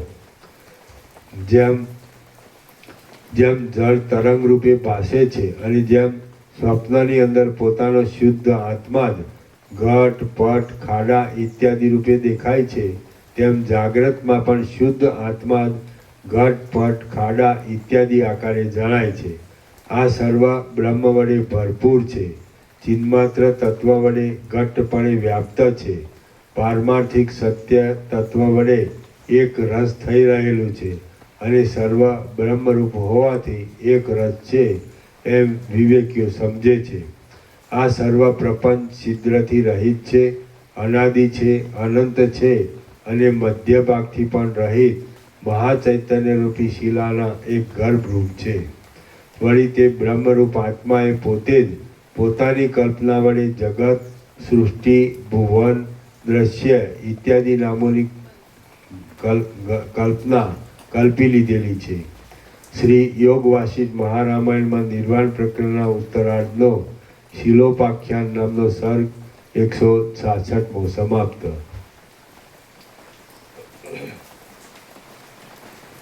સર્ગ 167મો. ચાર ખ્યાતિનો નિષેધ અને આત્મતત્વનું નિરૂપણ. આ 166મા સર્ગમાં વિવેકી પુરુષોની દ્રષ્ટિ વડે આ 167મા સર્ગમાં વિવેકી પુરુષોની દ્રષ્ટિ વડે વાદીની ચાર પ્રકારની ખ્યાતિનો નિષેધ કરી ત્રણેય અવસ્થાથી રહિત આત્મતત્વનું નિરૂપણ કરાશે. વશિષ્ઠ બોલ્યા, આત્મખ્યાતિ, અસત્ખ્યાતિ, ખ્યાતિ, અખ્યાતિ અને અન્યથા ખ્યાતિ એ સર્વ શબ્દ તથા અર્થ સંબંધી દ્રષ્ટિઓ તત્વજ્ઞ પુરુષને સસલાના શિંગડાના જેવી કેવળ મિથ્યા જ ભાસે છે. હે પ્રિય રામચંદ્રજી, નિર્વિકલ્પ ચિદાકાશની અંદર કોઈ દિવસ એ કશી પણ કલ્પના સંભવતી નથી. અનિર્દેશ્ય આત્મતત્વ રૂપે રહેલો વિવેકી પુરુષ તો ખ્યાતિ અખ્યાતિ આદિના મૂળ રૂપ એવી ચિત્તની ચેષ્ટાથી રહિત થઈને સદાકાળ શાંત દશામાં જ રહે છે. આ સર્વ આત્મખ્યાતિ આદિ કલ્પનાઓ ચિન્માત્ર તત્વમાંથી જ ઉદય પામે છે અને તે શુદ્ધ ચિન્માત્ર તત્વ અતિ શુદ્ધ આકાશ રૂપ જ છે. વળી સર્વ કલ્પના એ અધિષ્ઠાન ચૈતન્યમાં આરોપેલી મારા જોવામાં આવે છે. અદ્વિતીય ચિદાકાશની અંદર આ આત્મા છે અને આ ખ્યાતિ છે એવો કલ્પનાનો ભ્રમ સંભવતો નથી. માટે એ શબ્દને છોડી દઈ કેવળ પરમાર્થ પરાયણ થઈ રહો. એવા નિશ્ચય પર આવી જતા ગતિ, સ્થિરતા અને ભક્ષણ ઇત્યાદિ ક્રિયા કરનારું જગત પણ સર્વ પ્રવૃત્તિથી રહિત આકાશના જેવું નિસંકલ્પ, સ્વચ્છ અને અવિચ્છિન્ન ભાસે છે.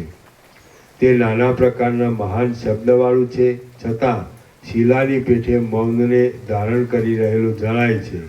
નિરંતર તે ગતિમાન છે, છતાં આકાશના જેવું અને પર્વતના જેવું અતિ સ્થિર ભાસે છે. તે નાના પ્રકારના આરંભોવાળું છે, છતાં મહાશૂન્ય છે અને નિષ્કલંક છે. પંચભૂતાત્મક છતાં તે આકાશની પેઠે શૂન્ય અને પંચભૂતથી રહિત છે. પદાર્થો વડે તે વ્યાપ્ત છે, છતાં શૂન્ય છે અને જ્ઞાન સ્વરૂપ છે. સ્વપ્નમાં દેખાતા મોટા નગરના જેવું દેખાતા છતાં તે સ્વચ્છ ચિદાકાશ રૂપ છે. સંકલ્પ નગરની પેઠે આરંભવાળું છતાં તે આરંભથી રહિત છે. આકાશ માત્ર છે, ભ્રાંતિ વડે જ પ્રતીતિમાં આવે છે અને સ્વપ્નમાં થતા સ્ત્રી સંજ્ઞા જેવું કેવળ આભાસ રૂપ છે.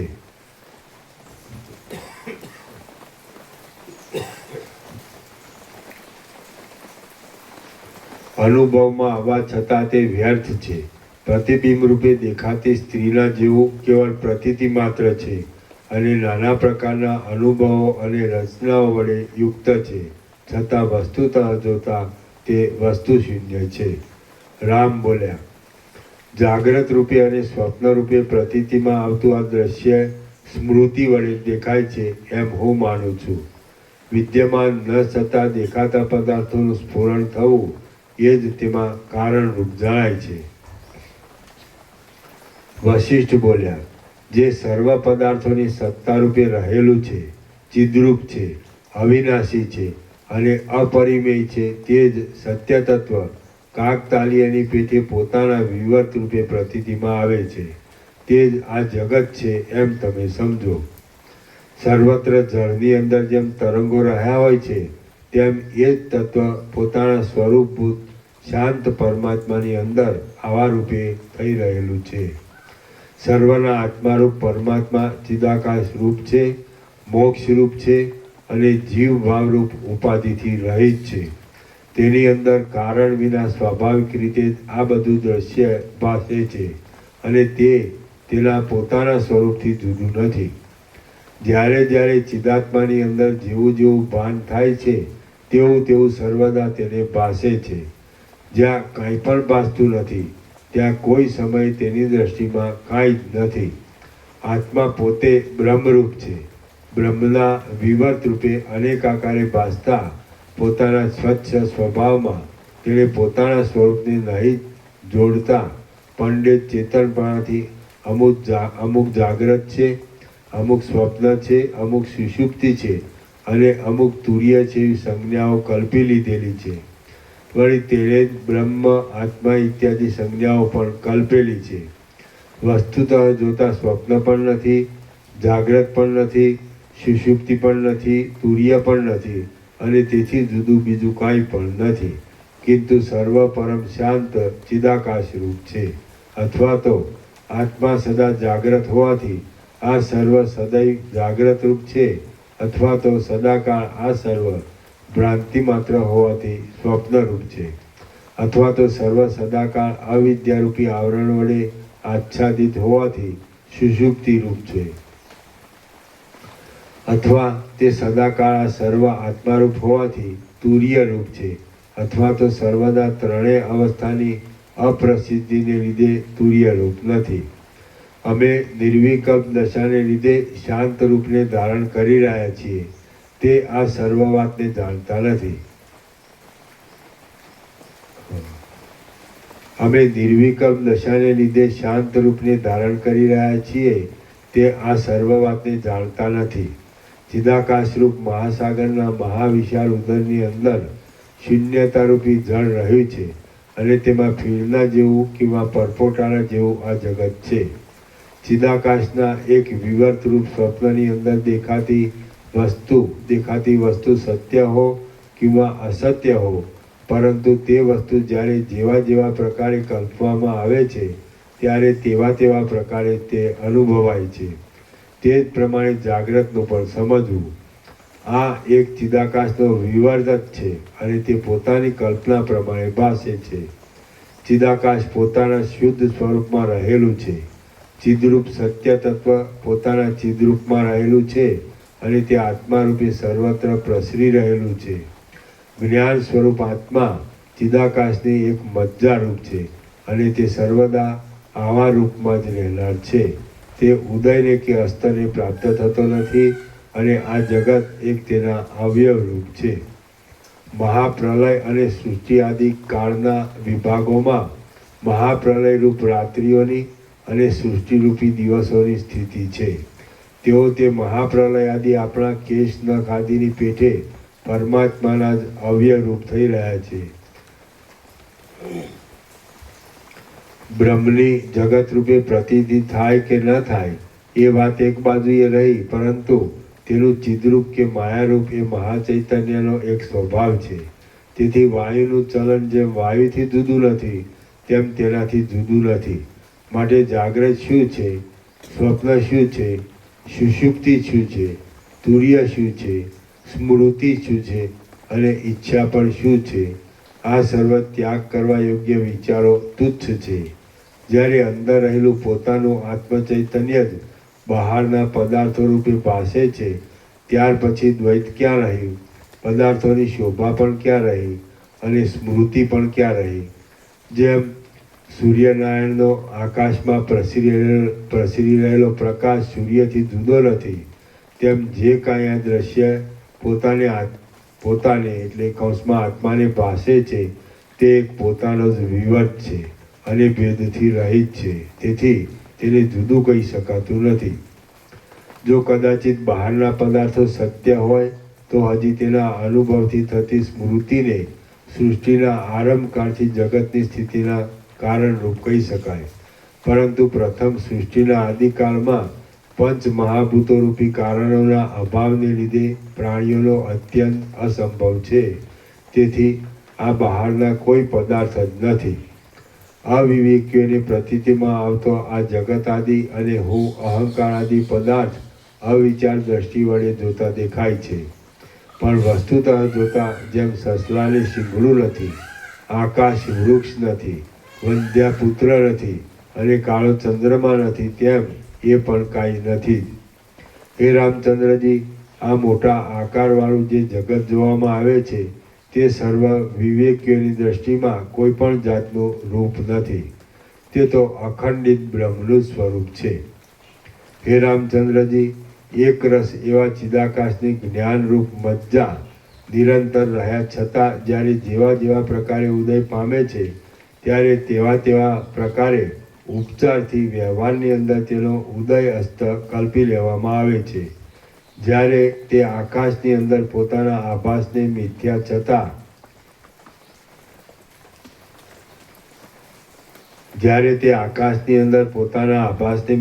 છતાં પૃથ્વી આદિ રૂપે સમજે છે ત્યારે તે પૃથ્વી આદિ કલ્પનાને ધારણ કરી લે છે. જન્મ આદિ વિકારથી રહિત મહાચૈતન્ય કેવળ આકાશરૂપ પોતાના વિવર્તને પૃથ્વી આદિ રૂપે વ્યવહાર કરવાથી પૃથ્વી આદિ નામો વડે કહે છે. બાળક જેમ આકાશની અંદર પોતાના મનોરાજ્યના નગરને કલ્પી લે છે, તેમ અવિનાશી ચિદાકાશ આકાશના જેવા પોતાના સ્વરૂપની અંદર આ પૃથ્વી છે એવી કલ્પનાને ધારણ કરી લે છે. નિર્વિકાર ચિદાકાશનું જગતરૂપે ભાન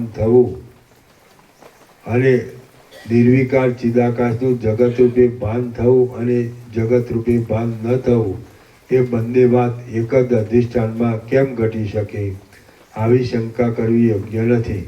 કેમ કે આકાશમાં રહેલો પવન જેમ ચપળતા અને સ્થિરતા બંનેને ધારણ કરે છે, તેમ સ્વભાવે જે પરમ તત્વ પણ સવિકલ્પ ભાવને અને નિર્વિકલ્પ ભાવને ધારણ કરે છે.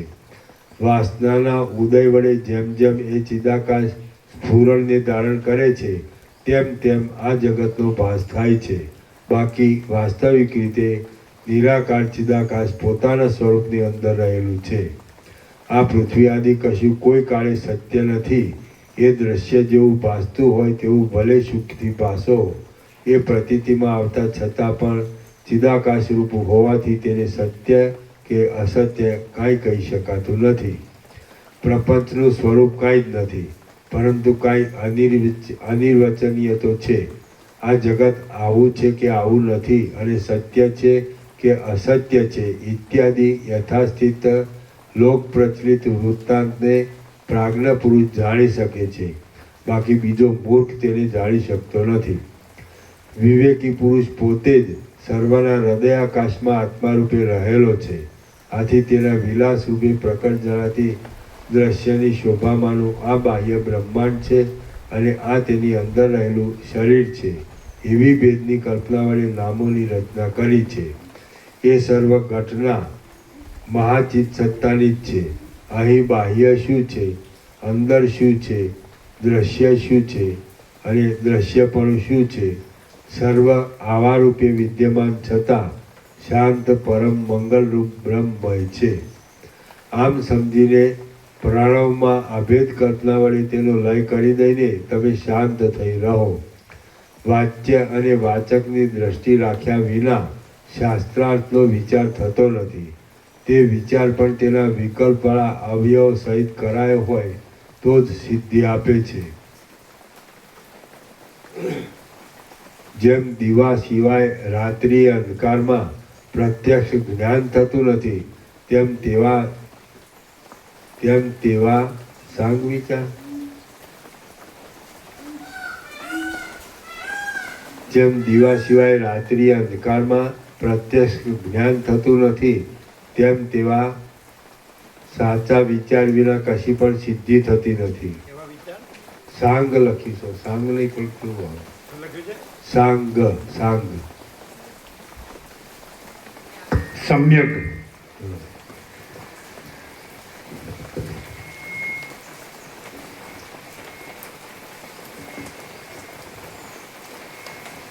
સમ્યક એટલે યથાર્થ.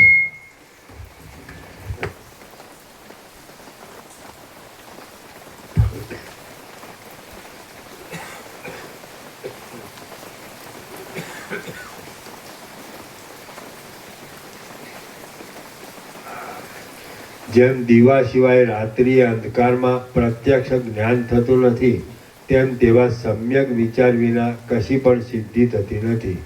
માટે અંદર થયા કરતી અનેક વિકલ્પોના સમૂહોથી ભરપૂર એવી સંકલ્પની કલ્પનાને યથાર્થ વિચારથી નિર્મળ થયેલી ઉત્તમ બુદ્ધિથી દૂર કરો. યથાર્થ વિચાર એવું યથાર્થ યથાર્થ એ જ સમ્યક.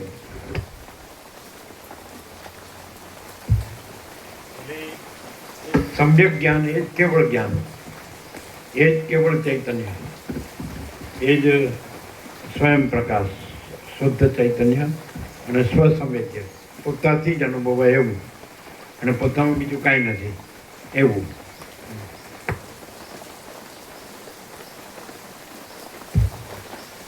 એટલે આ જો આ દ્રશ્ય ભ્રાંતિ સાપેક્ષ કેવું હોય તો જેને અતિન્દ્રિય ચૈતન્યની અતિન્દ્રિય અનુભૂતિ થઈ હોય એ જ આ અનુભવી શકે છે.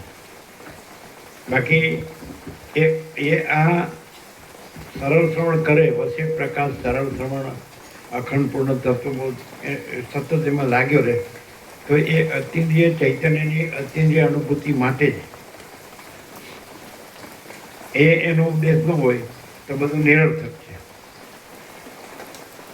એ ચૈતન્ય જ છે, ચિન્માત્ર તત્વ જ છે, આ બધું ચિદાકાશ જ છે. એ અનુભૂતિ માટે જ આ સરળ શ્રવણ છે. અને ખાલી એમ કે શબ્દ બુદ્ધિથી આ વાંચે, સમજે, જાણે, વિચારે, બોલે તો એ કાંઈ નથી, નિરર્થક છે. એનો ઉદ્દેશ અતિન્દ્રિય ચૈતન્યની અતિન્દ્રિય અનુભૂતિ જ છે. અને જેને થઈ હોય એ જ આ પ્રકાશ કરી શકે છે. એ ચિદાકાશ રહ્યો હોય એ જ ચિદાકાશ પ્રકાશી શકે છે. બાકી જે ભ્રાંતિ રહ્યો હોય તો એ શબ્દના અર્થમાં બધું બોલે પણ એ શબ્દનો અર્થ જ છે, પણ એ ભ્રાંતિ જ રહ્યો હોય. એને ખબર પડે છે કે ચિદાકાશમાં એ કાંઈ નથી. ખ્યાલ આવે? ચિદાકાશમાં કોઈ પણ જે ભ્રાંતિરૂપ રહ્યો હોય તો એ આ ચિદાકાશનું બધું બોલે તો પણ એ ભ્રાંતિરૂપ જ છે, એ કાંઈ નથી. અને ચિદાકાશ રહ્યો હોય અને ચિદાકાશનું કાંઈ ન બોલે, ચિદાકાશ જ છે એવું ન બોલે અને ભ્રાંતિ કાંઈ નથી એવું ન બોલે તો એ ચિદાકાશરૂપ છે. અને કેવી રીતે ઓળખાય? એ ચિદાકાશ જે છે ચિદાકાશથી જ ઓળખાય, એ ભ્રાંતિથી ન ઓળખાય. અને ભ્રાંતિથી જ ઓળખાય, એ ચિદાકાશથી ન ઓળખાય. કારણ કે ચિદાકાશમાં ભ્રાંતિ કાંઈ નથી. એટલે એવું છે. પણ આ જે એ રહ્યું હોય એ જ અનુભવે, ન રહ્યું હોય એ ન અનુભવે. પણ એ અનુભવવા માટે જ આ વસિત પ્રકાશ, સરળ શ્રવણ અને અખંડ પૂર્ણ તત્વબોધ છે. અને એ આ ભ્રાંતિ સાપેક્ષ જો કહીએ તો આ વસિત પ્રકાશ, સરળ શ્રવણ તત્વબોધ છે એ જ ચિદાકાશ છે. ભ્રાંતિમાં આપણે ચિદાકાશને જોવું હોય, અનુભવવું હોય, જાણવું હોય તો આ વસિત પ્રકાશ, સરળ શ્રવણ, અખંડ પૂર્ણ તત્વબોધ જ ચિદાકાશ છે.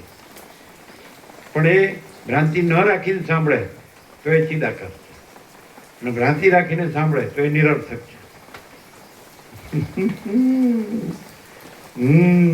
ક્યાં આજ કે નિત્યનું સંત પ્રકાશ કુછ નહીં, ખાલી કહી દેવાનું પૂર્ણ પોપટલાલ. એને naked to the open secret એટલું કેવું. અને જે ખ્યાતિ શબ્દ છે પ્રતીતિવાચક છે. પ્રતીતિ શબ્દ ભ્રાંતિવાચક છે. ખ્યાતિ અખ્યાતિ આ બધી શબ્દો આવ્યા ને, ખ્યાતિ એટલે પ્રતીતિ. તો પ્રતીતિ જેવું કંઈ છે જ નહીં. આત્મખ્યાતિ એટલે આત્મ પ્રતીતિ. તો આ ચિદાકાશની પ્રતીતિ ન હોય. ચિદાકાશ પોતામાં કેવળ ચિદાકાશ છે, અનંત શુદ્ધ ચિદાકાશ. એટલે બીજું કાંઈ છે જ નહીં. આવો આ નિર્વાણ ઉત્તરાર્થ એટલે શું? આમ ફૂલ એન્ડ ફાઇનલ કહેવાય. એકદમ યસાર ટોટાલિટી મેં, યસાર ટોટાલિટી મેં પરમ ચિદાકાશ પરમ જ્યોતિ અખંડ જ્યોતિ. સમજે? હવે ધારો કે તમે આ વાંચો છો, સાંભળો છો, પછી વિચારો છો, સમજો છો, જાણો છો, બોલો છો, પણ ચિદાકાશમાં ને એમાં શું ડિફરન્સ? ચિદાકાશ જ જીવ હોય તો ચિદાકાશ અનુભવ એટલે સ્વસંવેદ્ય અને સહજ નિર્વિકલ્પ. અને તમે બધું જાણતા હોય એ રહ્યા હોય તો એ બધું નિરર્થક, એ ભ્રાંતિ. અને ચિદાકાશ સ્વસંવેદ્ય સહજ નિર્વિકલ્પ, મહાચિદાકાશ સ્વસંવેદ્ય સહજ નિર્વિકલ્પ. તો તમે નોર્યા હોય, કોઈ નોર્યું હોય, કાંઈ નોર્યું હોય, તમારું જાણપણું નોર્યું ને અજાણપણું અજ્ઞાનપણું નોર્યું, જ્ઞાનપણું નોર્યું, બંધપણું નોર્યું અને મોક્ષપણું નોર્યું. કશું છે જ નહીં. અને કેવળ ચિદાકાશ છે. આ બધું કેવળ ચિદાકાશ. તો કે ચિદાકાશનો અનુભવ તો એ ચિદાકાશ છે, બીજું કોઈ છે જ નહીં. બીજું કંઈ છે જ નહીં, બીજું કંઈ થતું જ નથી. એટલે બીજું કોઈ હોય ને એને અનુભવ હોય એવું ન હોય એમ. સમજે? એ લોકો કે મને આત્મ સાક્ષાત્કાર થયો છે તો થયો જ નથી. કારણ કે આત્મામાં આત્મ સાક્ષાત્કાર એટલે આત્મખ્યાતિ, આત્માની પ્રતીતિ. તો આત્મામાં કોઈ ચિદાકાશમાં કોઈ ચિદાકાશની પ્રતીતિ ન હોય, એ ભ્રાંતિ. સૂર્યમાં કોઈ સૂર્યની પ્રતીતિ ન હોય, સૂર્ય જ છે. આકાશમાં કોઈ આકાશની પ્રતીતિ ન હોય, આકાશ જ છે. મહાસાગરમાં કોઈ મહાસાગરની પ્રતીતિ ન હોય, મહાસાગર જ છે. તેમ ચિદાકાશમાં ચિદાકાશની પ્રતીતિ ન હોય, ચિદાકાશ જ છે. એનું કેવળપણું છે. અને એનું કેવળપણું કેવળ જ્ઞાન છે. એટલે કે આ વ્યક્તિને કેવળ જ્ઞાન છે એમ ન કહેવાય, એ વ્યક્તિમાં છે જ નહીં. એટલે ઉપશમના નિર્વાણ કહેવાય તો એ જે વ્યક્તિમાં છે જ નહીં, એ છે જ નહીં એમ, એ ઉપશમના નિર્વાણ. એ વ્યક્તિમાં છે જ નહીં, એ જગતમાં છે જ નહીં, એ જ ઉપશમ. પણ એ તો કહેવા પણ નથી, કારણ કે છે જ નહીં અને છે જ નહીં કહેવા પણ નથી. અને છે એ પોતામાં છે, પોતે જ છે, એટલે એ કહેવા પણ નથી. છેનું છે કહેવા પણ નથી, નથીનું નથી કહેવા પણ નથી. એવું કેવળ ચિદાકાશ છે, અનંત શુદ્ધ, અખંડ, અભેદ, સહજ નિર્વિકલ્પ. પછી આ વાણી છે તો આ વિચારવાણી શબ્દ જ નથી, પરાપશ્યંતી મધ્યમાં વૈખરી નથી. એની ફલશ્રુતિ परम शांति. शांति है, सब कुछ है, शांति नहीं, कुछ नहीं है. એટલે પરમ પ્રકાશ, પરમ આનંદ, પરમ શાંતિ, અનંત પૂર્ણ પરમ ચિદાકાશ, પરમ શાંતિ, મહાચિદાકાશ, પરમ કૈવલ્ય, પરમ શાંતિ, પરબ્રહ્મ, પરમ શાંતિ, સ્વાનુભૂતિ, તત્વસાર.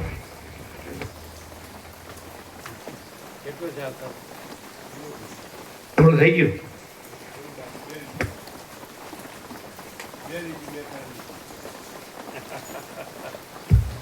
બોલો. હવે તમે સમજી ગયા છો, ચાલો. તો એ કઈ છે તો શું છે? નિત્યનૂતન પ્રકાશ શું છે? ઠનઠન ગોપાલ આ શું છે? આપો માઇક આપો, માઇક આપો.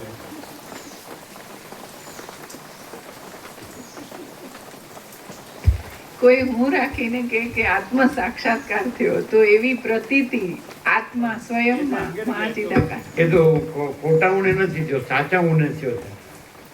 હું સાચો હું છું એટલે હું સ્વયં પ્રકાશ શુદ્ધ ચૈતન્ય છું. અને મને પોતામાં શુદ્ધ ચૈતન્યમાં પોતામાં શુદ્ધ ચૈતન્યનો અનુભવ થયો છે. તો આજે જે પ્રકાશ છે ને એ તો એટલો બધો એબ્સોલ્યુટ છે. એમાં એમ કીધું કે પ્રકાશ પોતે છે, આત્મા. આત્માને આત્માની પ્રતીતિ થાય એવું જુદું બીજું કંઈ થતું નથી, એટલો ઘન છે એમ. પૂરું કરો.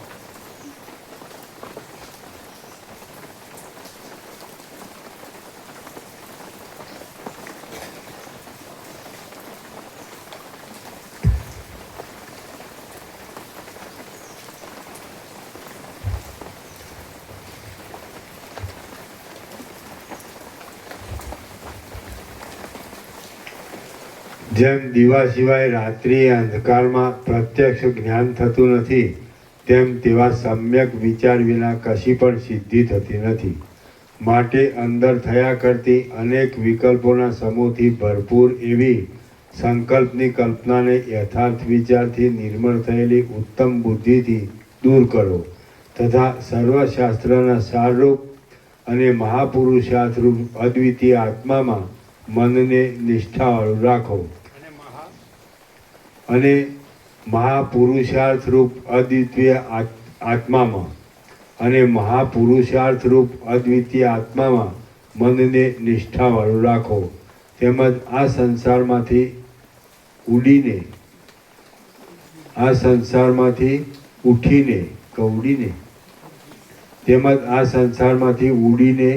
એક નિષ્ઠાથી ઉત્તમ મોક્ષ પદને પ્રાપ્ત થાઓ.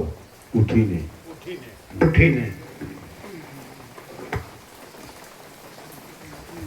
તેમજ આ સંસારમાંથી ઉઠીને એ એકનિષ્ઠાથી ઉત્તમ મોક્ષ પદને પ્રાપ્ત થાઓ.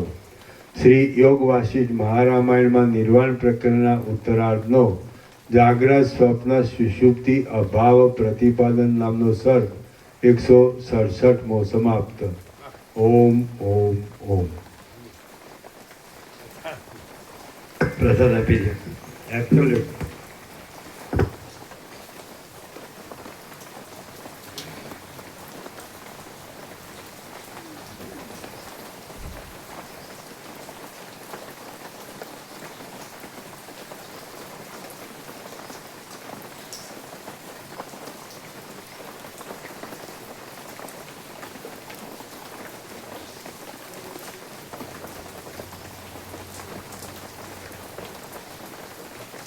તો કદાચ એમ કે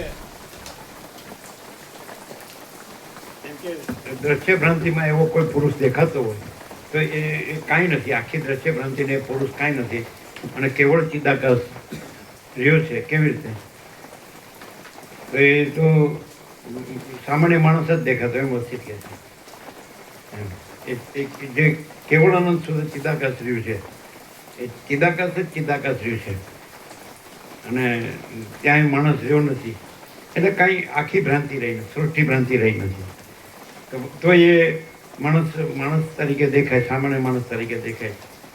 તો એ કેવી રીતે જણાય? ભ્રાંતિવાળાને તો જણાય જ નહીં, એને સામાન્ય માણસ જ દેખાય. કારણ એમાં તો દ્રશ્ય ભ્રાંતિ છે. એ પોતે પોતાના દેહ રૂપે માને છે એટલે સામે દેહ રૂપે જ જુએ.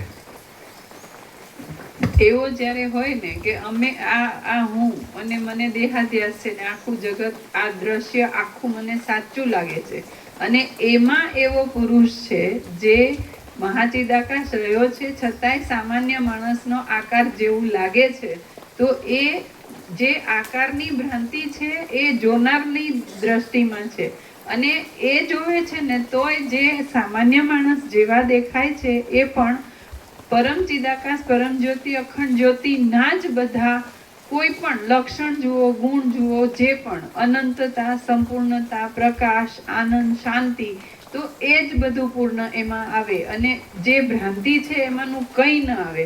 એટલે એની સીમિતતા એ એના ભ્રાંતિમાં છે. બાકી પરમ ચિદાકાશ, પરમ જ્યોતિ, અખંડ જ્યોતિ સ્વયં સાક્ષાત દ્રશ્ય સાપેક્ષ પણ એ પોતે એ જ છે ને બીજું નથી. એમાં આકારની, સામાન્ય માણસની પરિચ્છિન્નતા કે જગતના ભ્રમની સાપેક્ષતા કાંઈ જ નથી હોતું અને એમાંથી જે આવતો હોય પ્રકાશ, આનંદ અને શાંતિ એ અનંત સંપૂર્ણતામાં હોય. એટલું બધું પૂર્ણ હોય કે એમાં પોતાના સિવાય બીજું કંઈ નથી. એટલે જે જોનાર છે, એવો આરોપ કરીને જોનાર, એનો ભ્રમ, એનું કંઈ પણ લાગવું, એ પણ કંઈ નથી.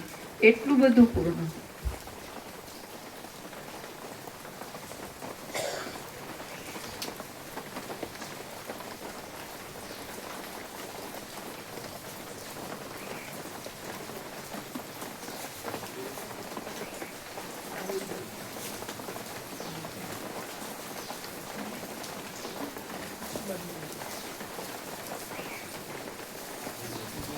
કોણ લાવ્યું?